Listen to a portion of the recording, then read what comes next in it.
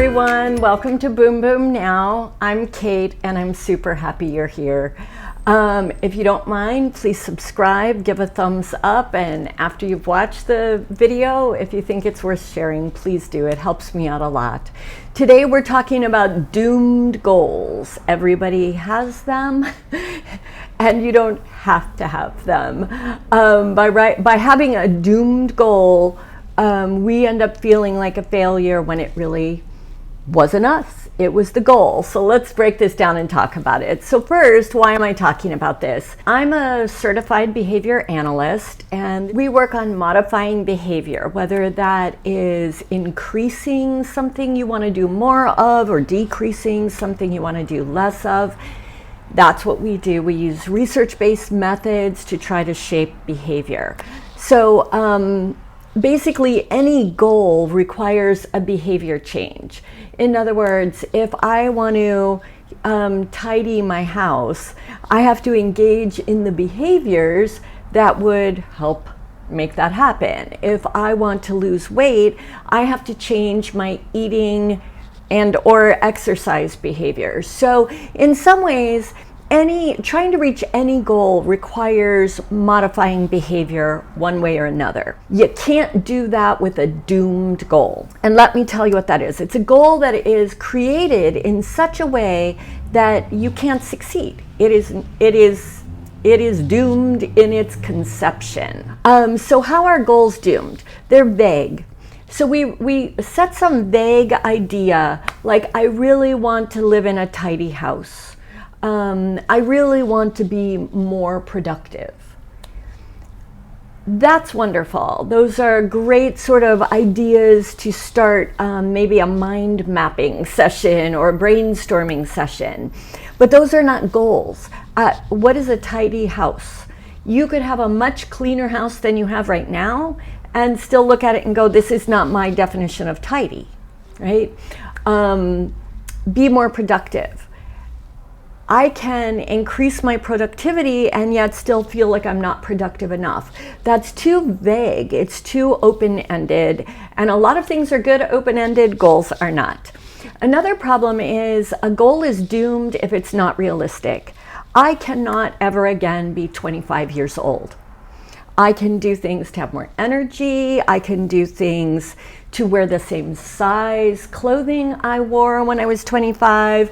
I could get cosmetic surgery and look younger, maybe, or look horrible, maybe. But anyway, that's an aside. But I can't be 25 again, or even when I want to look 25. It's just not a doable thing. It just isn't doable. I can look younger, I can improve my looks in certain ways, and I could maybe make that a quantifiable goal, but I cannot look 25. If my goal isn't realistic, it's doomed from the start. I can't possibly reach it. And there's another thing that people often don't consider. We behavior analysts consider it, but most people when they're setting their goals don't think about this quite as specifically as we would tell you to. And that is there's no mastery criteria. So again, let's go back to the vague goal. I want a tidier house. How would I know? Let's say I'm cleaning my house, I'm decluttering my house, and I'm making great progress. How do I know when I've reached my goal? I could keep tidying for a really long time. There's a far cry from a super cluttered house to an empty space with not a speck of dust, right? Like where in that range are you calling good? Are you calling I did it? Okay, so you have to set some sort of criteria for what exactly that's going to look like so that you know, yes, I did achieve it, or it came close, I was a total and complete failure, I didn't even get near it. You have to know what the it is. So for an example, if I want to say, I want to work out more, okay, vague, realistic, but vague. So let's put mastery criteria on it. I want to work out 5 out of every 7 days. Great. That's better. That is now a specific goal. It is not vague, but I can make it better. I want to work out for at least 30 minutes for 5 out of every 7 days. Great. That is so much better, because otherwise, did I really mean workout? Well, what if I do it for 2 minutes? Did that count? I worked out. That's not what counts, right? So I want to work out for 30 minutes a day, every 5 out of 7 days, for 5 out of every 7 days. Excellent. Not there yet. What? I'm not going to call it a success until I've done that for the rest of my life? I only have to do that one time. So after 7 days, poof, I did it. I reached my goal. I never have to work out again. We don't mean either of those things, right? We honestly don't mean I want to do that one time go round and then I'm done. And we don't also mean I'm not going to call myself a success till I've done that every week for the rest of my life till I die when I'm 182. We probably mean that we're trying to set up a reasonable workout practice, right? So when are you going to give yourself the pat on the back? How about this? I want to work out for a minimum of 30 minutes a day for 5 out of every consecutive 7 days for 4 consecutive weeks. That's a goal. I know how long I'm going to work out. I know how many days per week I have to do it. And I know that I'm going to do it for 4 weeks, and then I'm going to assess my success or progress. Otherwise, you just kind of go and go and go, and then it just sort of drifts away into nothingness. At the end of that 4 weeks, of course, you would then decide, are you going to reset it and do it for another 4? Are you going to make it an hour a day instead of half an hour a day? Is it going to be 7 days out of 7 days? I don't suggest doing that, but you might. Or are you going to up it in some other way? I'm going to continue my workout schedule and up my weightlifting by 5 pounds. I don't know if that's a thing because I don't really lift weights like that, but you get what I'm saying. So we've got, if we write goals that are specific, not vague, realistic rather than not realistic, and we set mastery criteria, then we have undoomed our goals. And at least now we have a chance of succeeding, right? Before, we didn't have a chance from the get-go. How to break down the goals. For example, let's say you've set that you want to lose 75 pounds based on your body weight and all of that. You've talked to your doctor, you've done all the right things, and 75 pounds is a reasonable goal. It's not a super gratifying goal. And let me tell you why this matters. If you just say, I want to lose 75 pounds, that is very big. You can't set that goal for a month from today, right? Because that's not realistic. So it would be better if you set it as, I want to lose 5 pounds. This is my first step towards 75 pounds, but I am going to tackle 5 pounds as my goal.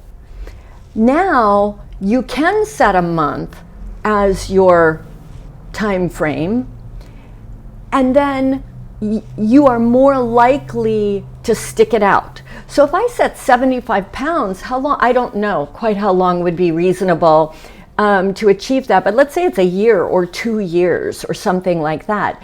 It's very hard to hold on to motivation for 2 years.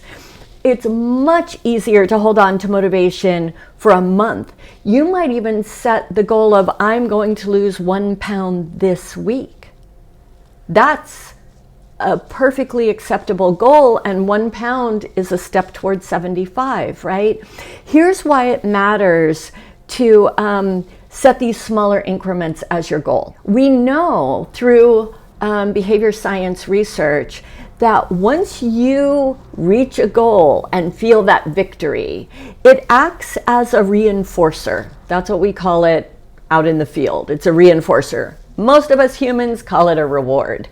But behavior that's reinforced is much more likely to repeat itself moving forward. So if you do something and succeed and you get that, yay, I succeeded, I get to I don't know, I'm giving myself a button, or I get to take myself out for dessert. Don't do that if it's a weight loss goal or whatever. You get that victory. You are much more likely to want to do that behavior again and get that feeling of success again. Research shows it. This is absolutely proven. The other thing is there's a thing called behavioral momentum. The longer you can keep it going, the more likely it forms a habit. If you get on a roll, you're likely to keep on rolling, right? It's behavioral momentum. So setting that 1 pound goal or that 5 pound goal and then achieving it more quickly, you will be way more successful than setting the 75 pound goal. Even if you've written the goal right, it's just going to be a less gratifying way to go at it, and you're much more likely to lose steam before you get there. Now it's time to analyze results, right? And this is the part that's either obviously wonderful because you succeeded and now you're going to set your next increment, or it's a time to analyze why you didn't make it. And we're not going to think of that as a failure because there are all kinds of reasons. You really need to analyze why you didn't make a goal. And it can be something obvious, like I got sick in the middle of it, I got really busy at work, something like that. So you really want to analyze it if you didn't get to it. Maybe you just bit off more than you can chew. So maybe you just need to scale back a little as a first step. Maybe thinking that you were going to go from gaining weight every week to losing a pound a week wasn't reasonable. Maybe you need to start at, I'm going to cut certain foods out of my diet, or I'm going to lose a half a pound. You have to play with it and see what's reasonable, because if it's not reasonable, you're not going to attain it. It's one more failure.